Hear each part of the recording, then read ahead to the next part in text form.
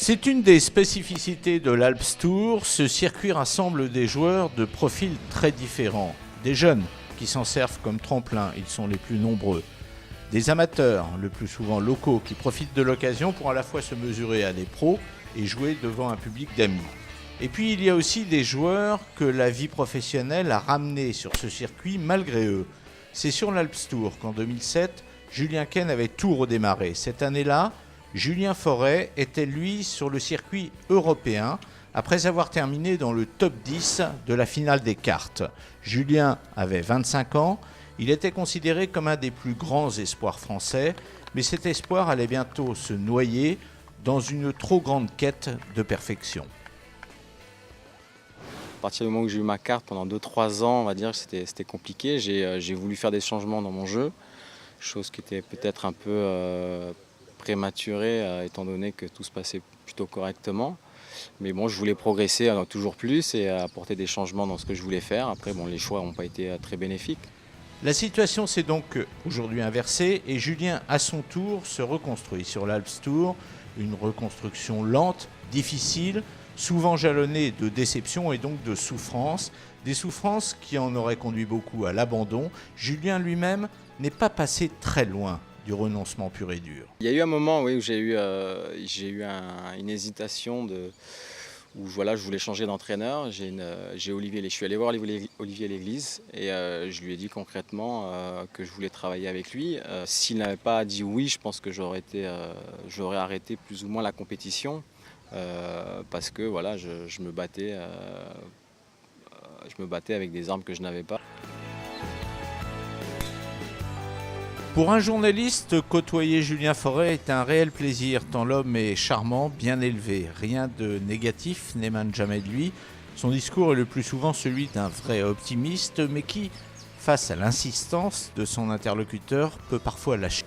Tous les matins, je me lève en me disant que je vais jouer au golf, donc je pense qu'il y a beaucoup de gens qui aimeraient être à ma place. Mais je voudrais vous reposer la question quand même. Est-ce que votre vie de golfeur faites-vous un homme heureux ? Moi j'aime ce sport avant tout, j'aime le golf, donc moi me lever le matin, comme ce matin à 5h, ça ne me pose aucun souci. Le jour où voilà, j'en aurais marre tout simplement de me lever tôt, faire les sacrifices qui vont avec. Oui, je dirais qu'il y a un moment, voilà, stop, mais bon, aujourd'hui je suis jeune, j'ai la santé, tout va bien et voilà, on prend du plaisir, c'est l'essentiel. Julien Forêt n'a que 31 ans, son avenir sera certainement ailleurs que sur cet Alps Tour au sein duquel il ne compte que des amis, ce circuit dont il est incontestablement un des joueurs les plus respectés. Cet Alps Tour, Tom Mollaret, 28 ans, vient à sa rencontre une fois par an quand celui-ci se produit sur ses terres de Guadeloupe. Tom est journaliste sportif à France Antilles, le plus gros tirage quotidien de la Guadeloupe, 30 000 personnes l'achètent en moyenne chaque jour.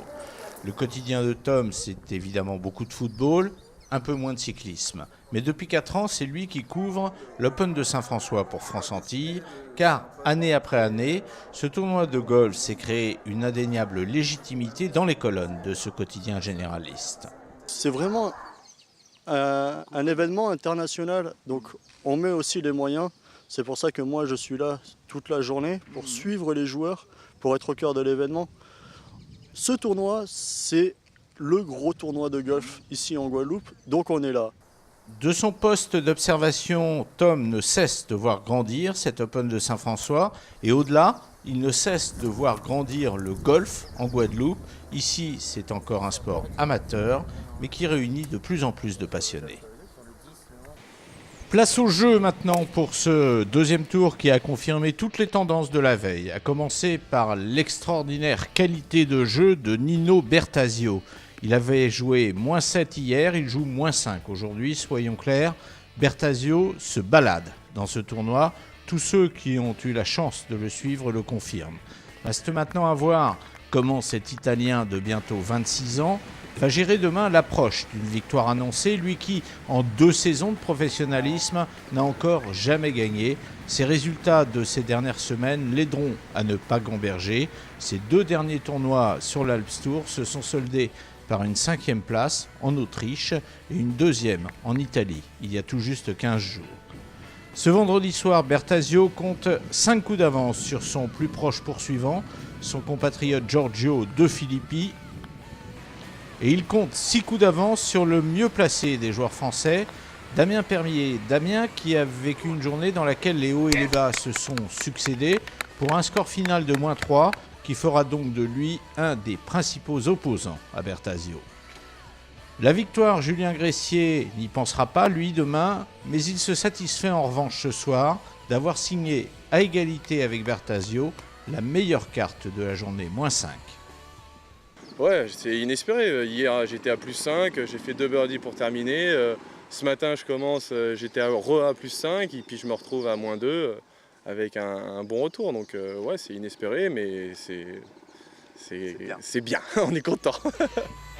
Le cut s'est finalement établi à +1. Ils seront 41 à disputer ce samedi le dernier tour du 4e Open de Saint-François, région Guadeloupe.